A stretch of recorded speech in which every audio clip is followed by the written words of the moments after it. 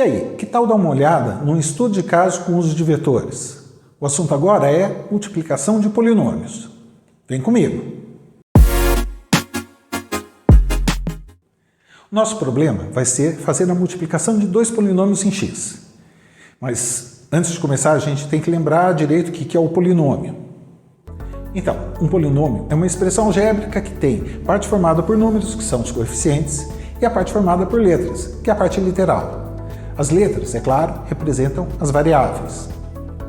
Para a gente agora, só interessa falar sobre polinômios com uma única variável. Desse jeito, nosso problema vai focar em algoritmos que podem ser representados por esse somatório. Ou seja, esse aqui é o nosso polinômio em x.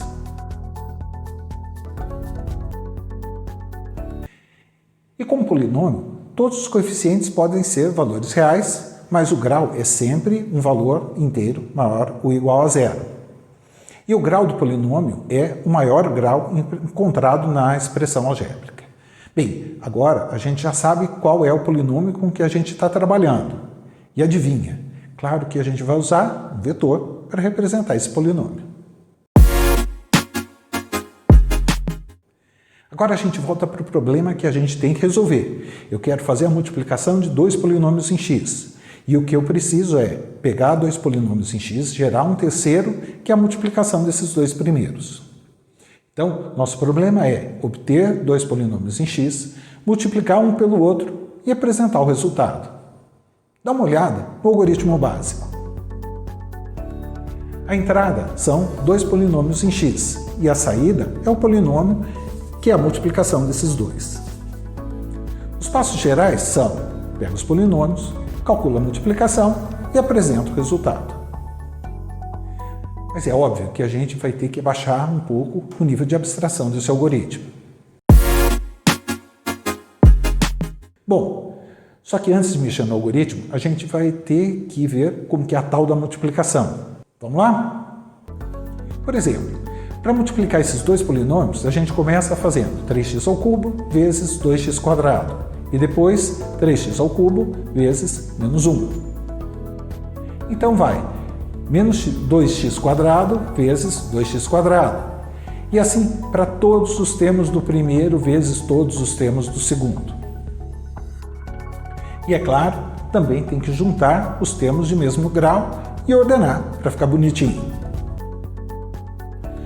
Legal, o que a gente fez para multiplicar foi pegar cada termo do primeiro polinômio e multiplicando por cada termo do segundo. E o nosso algoritmo pode ficar assim.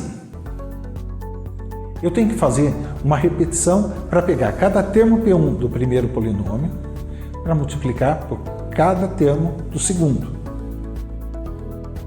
Só que essa multiplicação também envolve passar por cada termo do segundo polinômio.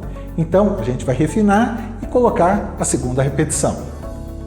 Essa repetição varre o segundo polinômio para cada termo P2 e lá dentro faz a multiplicação. Esse algoritmo ainda está na forma de esboço. Aí, pensando num nível alto, eu coloco os pontos que estão faltando. Olha como essa versão do algoritmo fica. Para a lógica ficar mais clara, eu coloquei a criação de um polinômio px igual a zero.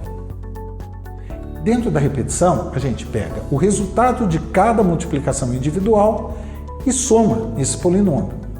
O resultado vai ser a soma de cada multiplicação.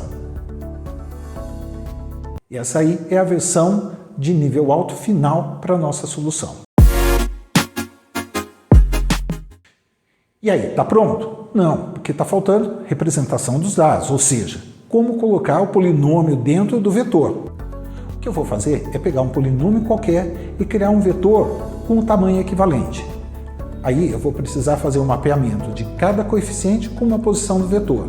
Assim, o coeficiente A0 de x elevado a zero vai ficar na posição 0, o A1 na posição 1, o A2 na posição 2, até o AN, que vai ficar na posição n. E repara que o vetor tem que ter uma posição a mais do que o grau do vetor. Por exemplo, essa aqui é a representação de um polinômio em um vetor. Cada coeficiente está na sua posição correspondente, incluindo os termos que não existem no polinômio, que ficam com um valor igual a zero. Mas para ficar mais fácil de ver, eu vou escrever o polinômio na ordem crescente da potência do x. E também vou acrescentar os termos nulos. E tá aí, cada valor no seu lugar. Então, desse jeito, eu consigo criar, por exemplo, um vetor de reais com 20 posições e represento nele um polinômio de até grau 19. Esse vetor teria posições de 0 a 19 e, portanto, os coeficientes de x0 até x19. E ainda vale falar da multiplicação. Assim, quando eu multiplico dois polinômios, eu multiplico os coeficientes, mas tenho que somar os graus. Desse jeito, o resultado x à sexta vezes x a 10 tem que ir para a posição 16 do vetor resultado. Resumindo, sempre que eu multiplicar a posição I1 de um vetor pela posição I2 do outro, o produto tem que ir para a posição I1 mais I2 do vetor resultado. E agora a gente vai juntar tudo, o algoritmo e a representação dos dados. E eu vou ter um vetor para cada polinômio e vou olhar para esse vetor e ver o polinômio. Então, vem ver como que fica a parte do algoritmo que faz a multiplicação. A primeira coisa é criar um vetor para guardar o resultado. E esse vetor vai ter que ter todos os elementos iguais a zero. O próximo passo é a multiplicação em si.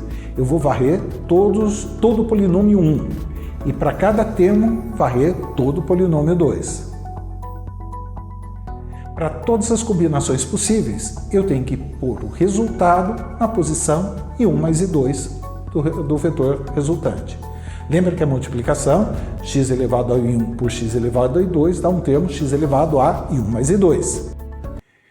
E tem um detalhe nessa estratégia que eu acho que é importante destacar. Para cada multiplicação de coeficientes que eu faço, eu somo o resultado na posição do vetor resposta. Desse jeito, quando eu for multiplicar x a quarta por x a quinta, que dá x a nona, eu vou somar o resultado com a multiplicação de x multiplicado por x a oitava, que também dá x a nona. Todas as multiplicações x a nona, por exemplo, eu somo na posição correta, que é a 9 do vetor. E para terminar esse algoritmo, vai ficar faltando a leitura dos dados nos dois polinômios de entrada e também, depois, tem que fazer a apresentação dos dados do polinômio resultante da multiplicação. E para isso, bastaria a gente percorrer esses dois vetores, ou fazendo a leitura ou a escrita. Bem, esse foi o nosso estudo de caso com uma possível solução. A gente viu a lógica do algoritmo para fazer a multiplicação e também viu como usar o vetor para representar um polinômio. Eu acabei optando por não detalhar nem a leitura nem a escrita, mas a solução para a multiplicação está completa. Agora, só faltou codificar um programa.